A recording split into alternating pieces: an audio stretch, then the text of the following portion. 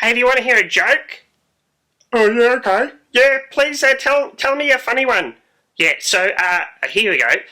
Where do killer whales go to get braces on their teeth? I'm not sure. Kmart? No, they go to the orchodontist. Get it? Because they're orcas? Yeah, I guess that's okay. Welcome to JRev! What's a JRev? Oh, it's, so the kids. Oh, this is pretty nice, isn't it? Yeah.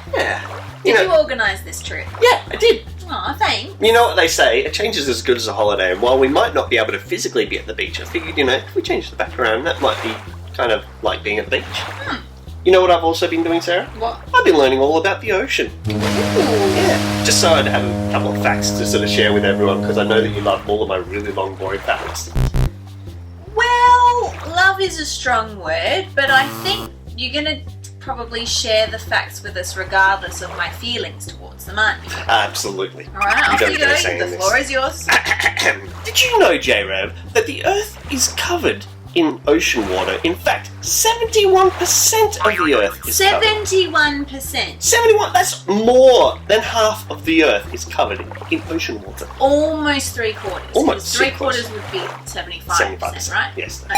Did you also know that 97% of the water in the world is in the ocean? 97% of all the water on our planet is in the ocean. Yeah, it's just hogging all the water. And you can't drink any of it. It's more salty and gross. No, but there's like desalination plants. That's true. Those kinds of things. Yeah.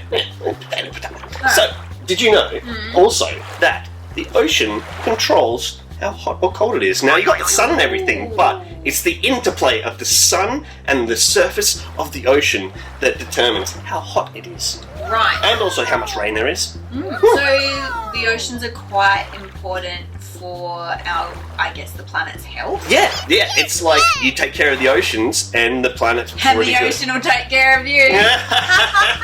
Did you also know that the ocean is home to the world's largest animal? Oh, can I guess what it is? Yes. A dolphin. No. Try again. Nemo from Finding He's Nemo. very small. Hey, JRev, do you know what the biggest animal in the world is? You're right, the blue whale. The blue whale. Huge. Well, actually, Mm. is that entirely true? Because is it bigger than the giant squid? Yes, it is. Really? It's like something like 4 or 5 school buses lined up. That's how big it is. It's huge. And I guess that's assuming that we've found all of the animals in the sea. Well, we haven't. Do you know why? Why? We've only explored 5% of the ocean. So you've 5%. still got 95% of the ocean left to explore. Yeah, that's a lot of space to explore. Well, it's not space, it's ocean. Yeah. Space is that way. I mean, like, just general area. There's a lot of places to look. Alright, well, before you keep telling us some facts, let's go do something else. Okay, Bye. bye. Hello! Today we're going to be making one of my favourite school holiday snacks, which is pinwheels. So, in order to make pinwheels, you'll need some puff pastry, some grated cheese, some tomato paste, a baking tray, and some baking paper. You'll also need access to an oven and maybe a microwave, depending on how frozen your pastry sheets are, and also a grown-up to give you a hand. So, first step, open your packet of puff pastry sheets and grab one. Now mine have been in the freezer, so they're very hard. So I'm going to put this in the microwave for about 20 seconds just to melt it a little bit. Alright, the pastry sheet is a lot softer than what it was before, so you need to peel the plastic off of it so that you just have the pastry sheet on a chopping board, like that. Next step, you need some tomato paste. If you don't have tomato paste, that's okay because you can just use tomato sauce. You take a spoon and spoon your tomato paste or your tomato sauce onto your pastry, then spread it out.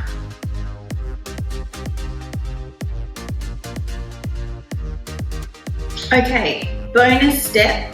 If you're a person who likes things like Italian herbs, you might like to sprinkle some onto your tomato paste at this point. All right. Next, we're going to get our grated cheese, and you just sprinkle it all over your pastry. Okay, final bonus step. Some of you might be really big fans of ham or bacon. You can also add in chopped up little bits of bacon or ham at this point if you want to, before you start to roll. So, to make a pinwheel, you need to slowly roll your pastry sheet so that all the cheese stays inside of it. So you roll, roll, roll.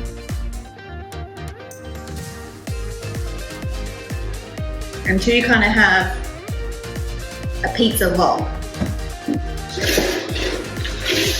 Next, we're going to put some baking paper into our baking sheet, just because I'm lazy and it makes clean up heaps easier. Right, next, and this is something that you might need a grown-up's help with. We get a knife, and you need to cut your pinwheels into little pieces so that they're about just a couple of centimeters wide. And you put them straight on your baking sheet.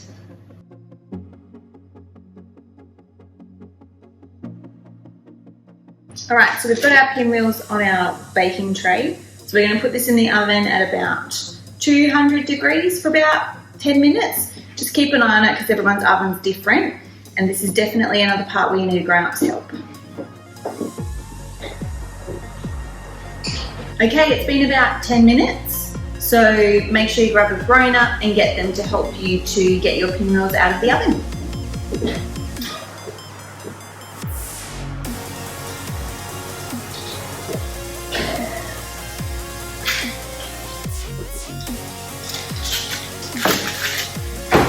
And this is what they look like. Delicious. Make sure that you let them cool down before you eat them. And like I said, one of my favourite school holiday snacks. Enjoy!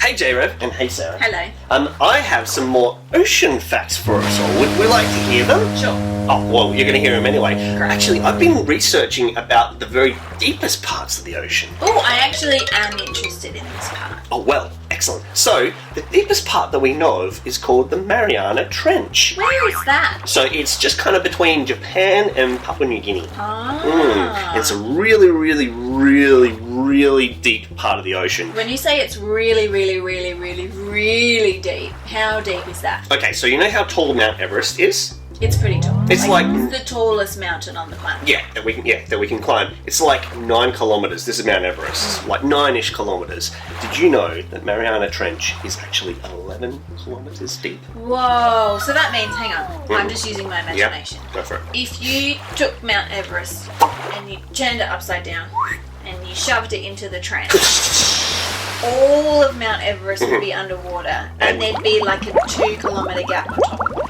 Yeah, still not enough. That's to fill it. ridiculous. It's crazy, isn't it? But do you also know What? that we've actually been able to send explorers all the way to the bottom? That is amazing. I know, right? And the pressures would be huge. Like, you'd be getting crushed by all that pressure, but they managed to get down there, and in 2019 a guy called Victor was able to go down in this tiny little submarine, and he was able to take photos of like sea life eating at all of this bait that he had in front of him, and like there's things that can live down there. And do you know what else they found? Rubbish. Oh, It's a bit sad, isn't it? that's really sad. Plastic bags at the deepest part of the ocean. Man. We're not really doing a very good Come job on, of taking care of things. humans. Well, you know what? What? I think that there's some more things that we could learn about the ocean, and just things in general, because our friends at JRev are very, very smart and very talented, and also they like to write into us and the JRev weather books! Oh, I wonder if they could send us facts that they know about the ocean or really anything that they've been learning about. Oh, and space. I love space. Can you send in some facts about space? That would be awesome. Yeah, I might send in some facts about animals. I like animals. Or music. I like music. Anything you've been doing, here's the address. Get a grown-up to help you send it in, and hopefully we can have it on the show. Yeah.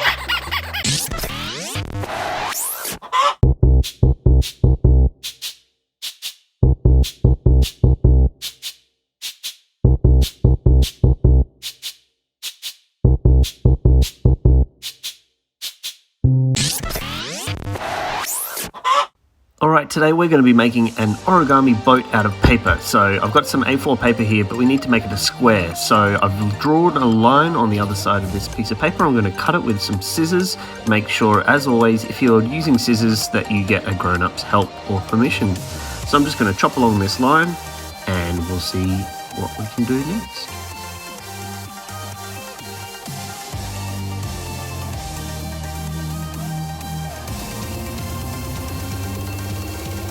Okay, so now you can see the paper is square. We're going to want to fold this edge over to the other edge. The crease is going to be in the middle. So line up those corners as best you can, and then we're going to put a crease down the left-hand side there. So run your fingers down there, make it a nice tight fold. We're going to open it up again, and then we're going to fold into the center from the edges. So I'm going to fold in this top edge. I'm going to line up the edge of that paper to the center crease that we made just before. So line those edges up and make your second crease. We're going to flip the page around and we're going to do it to the other side as well.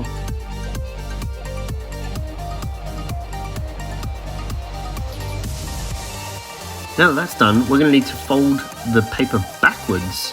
So once we've got that, we're going to lay it back on the table and we're going to open up one flap. We're going to keep two sides on the right hand side, and we're going to fold a triangle from this top corner here. So it's going to meet at the middle where that fold is, make a crease. We're going to do that on the other side as well. And then you're going to want to flip the paper around and repeat on the other side.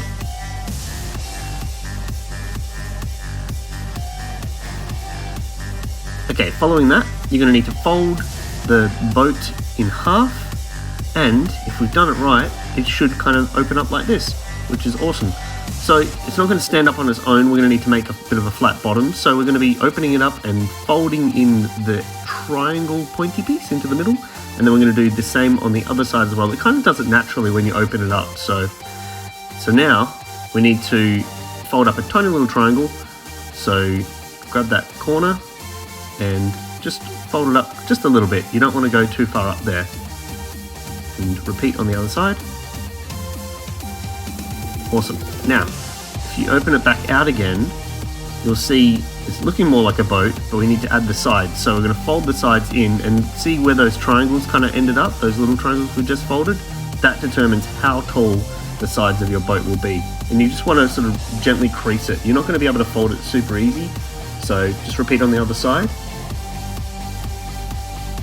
So once we've got these edges folded up, that should leave us with a boat. There we go. Now to test it out. I've got a bowl of water here. This will act as our ocean, and here's our boat. I don't have high hopes. I think it's going to sink pretty quickly because it is just paper, but that's looking pretty good at the moment. All right, let's test it out with some passengers. I've got a cow, of course, and a T-Rex, because of course. Now, make sure you get along, you two. No fighting. Oh, T-Rex, keep your hands to yourself. I'll just sort of lay them on top of each other. There we go. Another T-Rex. You can never have too many T-Rexes when you go to sea, I reckon. And we'll follow it up with a Stegosaurus. Oh, he's not too good with his sea legs. We'll try that again. Okay. All right, so that boat didn't last super long. It was holding a lot of weight though, but it's gotten pretty soggy, as you can see. That's going straight to the bin, unfortunately, but it was kind of fun while it lasted. Now, I had another idea. I made another boat, but I decided to try putting sticky tape on the underside, and I figured if it doesn't have any gaps, that might keep it a little bit waterproof. So let's give that a go. Okay, that's floating nicely. That's good. Now to put some passengers on there. We're going to start with Stegosaurus because that was the biggest one and it was kind of hard to fit on the first time. So, yep. Oh, that works much better. Yeah, already I feel like this is going to last a bit longer. So, I'm going to put a T-Rex in here. There we go. And we'll chuck another T-Rex in here just to try and balance it out a little bit. You just need to make sure you distribute your dinosaurs evenly across your boat. And put the cow in. Awesome. Well, that's doing pretty good. 5 minutes later. Huh? It's still going. 11 hours later. Yep, still going. 3 decades later. Alright, time for some palm trees. Yep, that didn't do anything. Ankylosaurus, your turn. Oh, okay, that's it. Well, that lasted a lot longer than the first one, so if you're going to do this, maybe try sticky tape.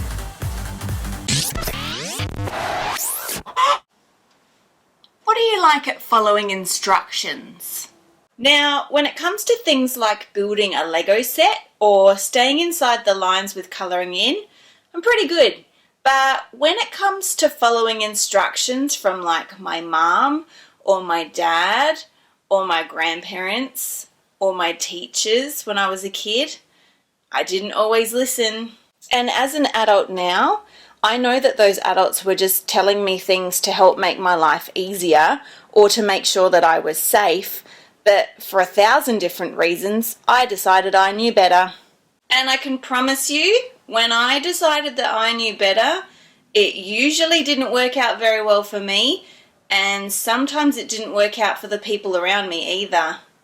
Why am I telling you all of this? Well, actually, it connects pretty well with our story today, which is about my friend Jonah. You see, Jonah was a prophet, and his job was to kind of go around and tell the people what God was saying, which meant that God would talk to Jonah, and he would need to listen, and then do what God had asked him to do. Sounds simple, right? Except just like our parents, or our grandparents, or our carers, or our teachers, sometimes God would tell Jonah to do things that didn't make him feel super excited. You see, one day, God asked Jonah to go to a place called Nineveh, which was full of people who really weren't making very good choices. And God wanted Jonah to tell them that what they were doing wasn't the right thing to do, but also that he loved them. Well, Jonah, he didn't really want to listen to God. So to avoid having to go to Nineveh and listening to what God wanted him to do, Jonah did the obvious. He climbed into a fishing boat, obviously, and then made sure that that fishing boat was going in the absolute total opposite direction to a place called Tarshish. And although things had started pretty well, quickly a storm front moved in and turned the sea quite violent. The fishermen became pretty angry at Jonah. They concluded that the storm must be his fault because before Jonah had gotten onto the boat, everything was fine. But as soon as he was on the boat, this huge storm front had happened. So Jonah fessed up and he said, "Look, I haven't really followed God's instructions. This is probably my fault. So I think it's best if I just jump overboard." But don't worry, this is not the end of Jonah's story, because God sent a giant fish to swallow him up so that he would be safe, but very smelly. Jonah sat inside the giant fish's tummy for 3 days and 3 nights. That's a long time in a very smelly place. But God knew exactly where Jonah was, even if he felt a little bit lost. And soon enough, God made sure that the giant fish spat Jonah safely onto the shore. Jonah knew that he hadn't listened to God, and he knew that the right thing for him was to go to Nineveh. So off he went, and he told the people there about God, and how God loved them, and how God wanted them to make good choices. And that's what they did. I really like the story of Jonah because it reminds me that God knows best, and that he asks us to do big, brave things, and sometimes they're not the things that we want to do. God asks us to put others first And sometimes that means that you'll miss out on things like getting the extra slice of pizza that you really want because you make sure that everybody has what they need.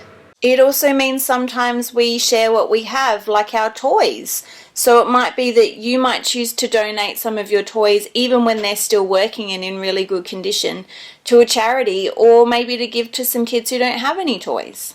It could mean when you're at school doing things like choosing not to play soccer, which might be your favourite activity at recess or lunchtime, to spend time with someone who feels a bit lonely and might like to do something more like drawing or reading. Sometimes if we choose to be selfish, we can feel really far away from God, and it can feel quite lonely. You could make a choice that's so bad that you might end up inside of a giant fish at the bottom of the ocean. Okay, well that probably wouldn't happen to you, but still, even if it did, God would know exactly where you are, and He would still love you. So, if you don't remember anything else from today, I want you to remember this. God loves you, He knows exactly where you are, and He wants you to make great choices.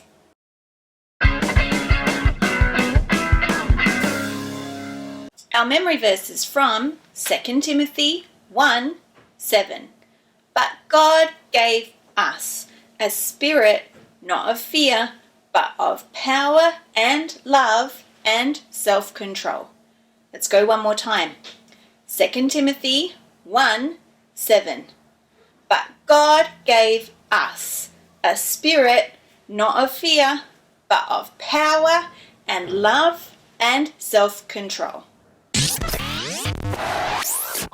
Hey JRev, guess what? It's time for more ocean facts with Chris. No, I'm vetoing that. That ship has sailed. No more ocean facts. Aww. Because it's time for our weekly challenge anyway. Oh yeah, awesome. What are we doing this week? Okay, this week. Remember how before I was talking about Jonah and how he got himself into some smelly situations? Ooh, in the And the whale's whale. belly. Bottom of the sea. Gross. That whole scenario. Now, I'm not suggesting that you guys find whales and climb inside of them and go to the bottom of the ocean. That's a big no-no. Don't do that. Don't do that. But I know that even this week you're going to face situations that feel a bit dark or a bit scary or a bit lonely. And I want you to remember this week that when you face those dark, lonely, scary situations, that God's with you. That's awesome. Yeah, so like, I know for you, you don't love going to new places, especially if there's lots of people. It can be a bit scary at times and I don't feel comfortable. Yeah, and I know for some of our friends at home, their least favourite part of the day is bedtime. Oh. They don't like having to close their eyes to go to sleep because it feels a bit lonely and dark and scary. Yeah. Well, this week I want you to remember in those situations that just like Jonah, God is with you. That's such a good thing to remember. Yeah. You know what, Sarah? What? I think I might, it's kind of bedtime now anyway, so I think I might go and practice that weekly challenge. A bit tired. Alright, I'm going to go and sleep with the fishes. No, don't do that. Okay. That's terrible. Well, I better take the sardines out of my bed now. Bye, JRev. We love you. Oh no, the octopus is taking over the pillows.